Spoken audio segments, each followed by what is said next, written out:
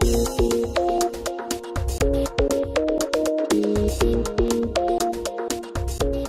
for staying with us. Several industries have been identified by government for development as it seeks to diversify the economy away from the energy sector. The Ministry of Trade and Investment has set up committees to oversee and facilitate the expansion of these industries, including fashion, film, music, maritime, yachting, food and beverage, and printing and packaging. Each committee comprises representatives of key stakeholders from the various industries. This week on Market to Market, we take a look at the potential of our local fashion industry as we chat with Nirad Tewarie, CEO of the Trinidad and Tobago Coalition of Service Industries and Chairman of the Fashion Industry Development Committee.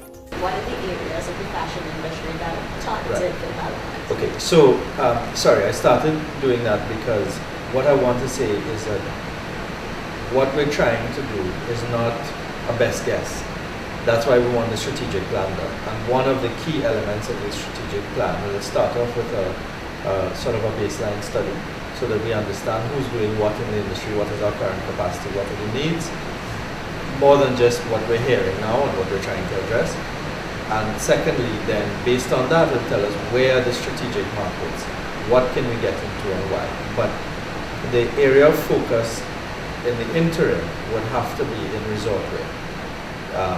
We think that the Caribbean, and we have to think not just of Trinidad and Tobago, but the Caribbean, has a good opportunity to develop its own brand as resort wear. So then is it correct for me to say, as the Swiss are known for their watches, Trinidad and Tobago needs to be known for its resort wear?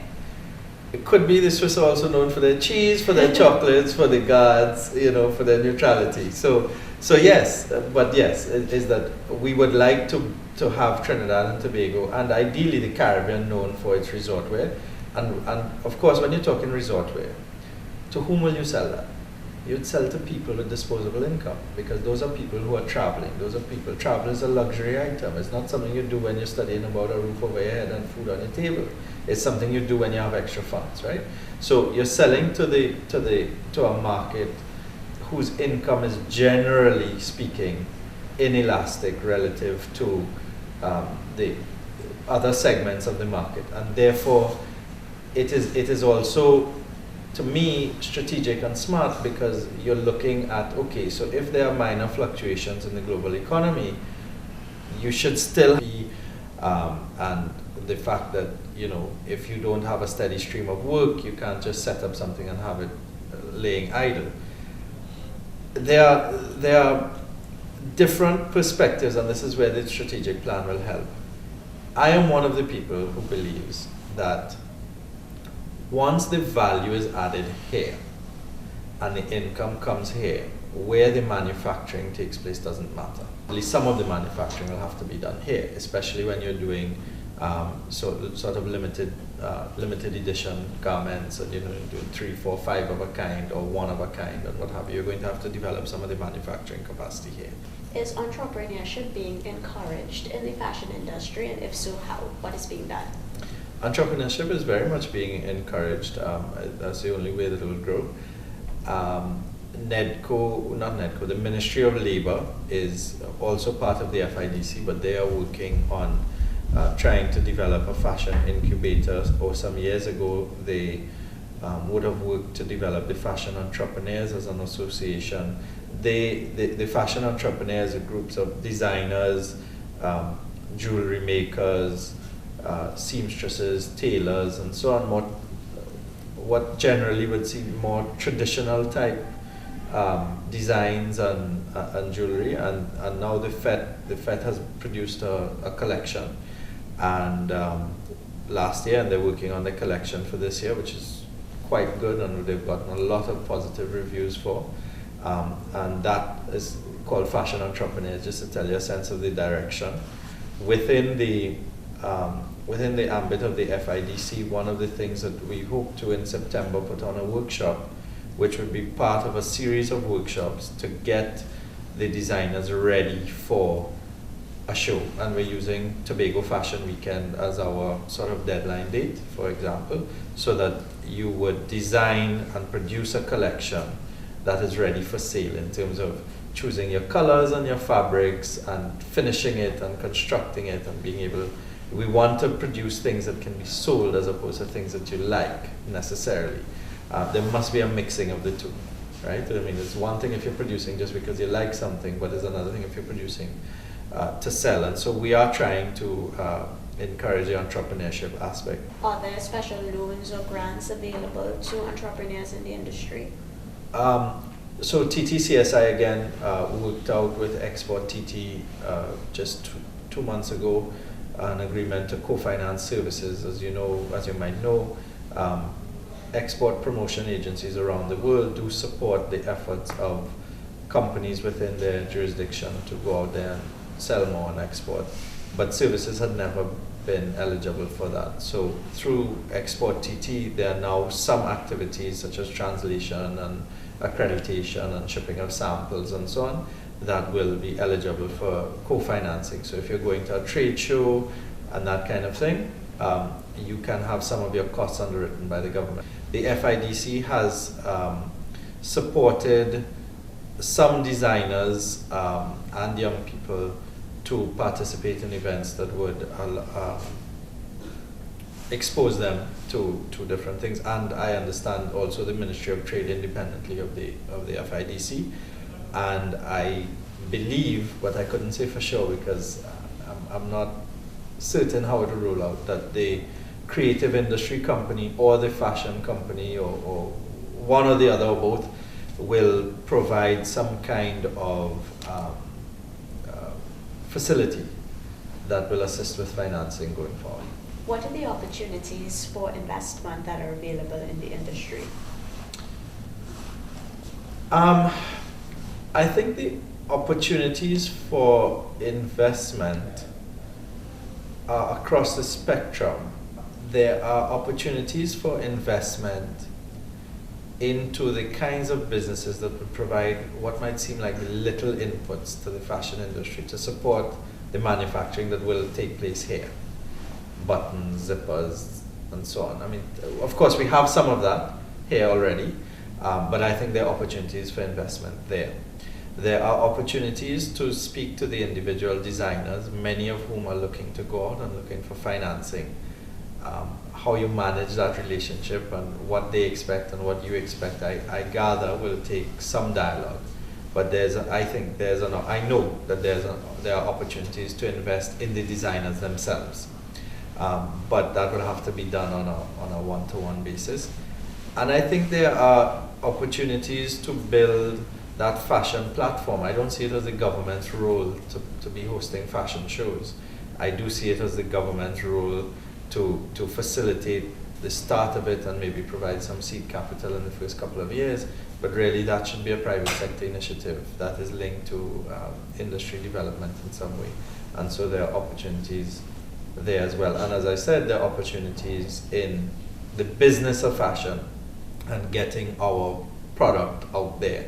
In your opinion, though, are there incentives, tax or otherwise, for investors?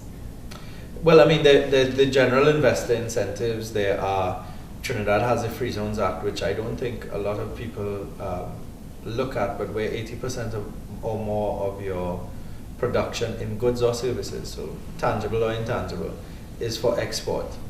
Then there are a host of incentives under that, including no corporation tax and no VAT and a host of incentives. So if you're doing export-led or you intend to do export-led business, then there are incentives. And then of course you have your incentives, your manufacturing incentives, so things like plant and equipment and so on. Trinidad and Tobago has a whole host of incentives, so that many of them are horizontal incentives, so that they apply across sectors. So if you invest in new machinery and what have you, you have some incentives there. There's a compendium of incentives on the Ministry of Trade and Industry website, which you might want to look at. Those incentives are applicable to foreign investors as well? Yeah, I mean, we are party to a number of international agreements, and so once the investor is here, generally they get national treatment. How is government, through Export TT or even the FIDC, getting the industry ready for export markets? That's a good question. That's a critical question. So one of the big challenges is to figure out exactly what is needed, because a lot of times in many sectors, and as you know, as CEO of TTCSI, we work with all sectors, from energy services and architects and other professional services to the creative industries. A lot of times the first answer you get when you ask, well, what is it that you really need to be competitive, or what is it you really need to export, is not actually the first thing that is required. It is also required. So sometimes people say financing, but it's not financing, it is help with a business plan. And the business plan will help you get the financing, but if you don't, what you really need is to go through your numbers and do your planning and so on. So that has been a challenge, and that's why really everything should be guided by the strategic plan. But what we're doing is first of all, we're trying to get everybody to work together as opposed to work against each other, the FIDC. The second thing we're doing is we're trying to build capacity to understand that when you're designing a line, or you're planning your production or what have you, you have to take into account the consumer, where you're going to sell it, okay? And that's why I said we're going to do these workshops starting in September, going through the year. We're also considering a proposal made by the designers themselves, two of them. One is the co-op that I mentioned, so that we increase their production capacity, and I hope that we can put that together in a viable way, and viable meaning that we don't come up with some outlandish proposal that requires millions and millions of dollars that will never get done, nor do we do something that is not financially viable so that it will die even if we do it after a year or two. And the third thing is that the designers have said that they want to try and do some pop-up shops linked to sort of a buy local campaign to let people know that fashion is accessible, meaning it's affordable, that fashion in Trinidad and Tobago, or garments produced by designers in Trinidad and Tobago, are of international standards, and that we are, we have a range of designers, notwithstanding the desire to focus and develop a niche, that we have a range of designers who focus on quite a few different subsegments. And the fourth thing that we're doing is we're working with the TTBS. We've set up a committee looking at standardization of sizes, because right now you could buy a small from one person and a small from another person, and one small fit you like a large and one small fit you like an extra small, and it's hard to tell. So we're trying to standardize the sizes. That is a key component, in my opinion, for the development of a real industry that can export, because you need to have consistency and quality if you're going to export. Your sample can be different to what you actually ship.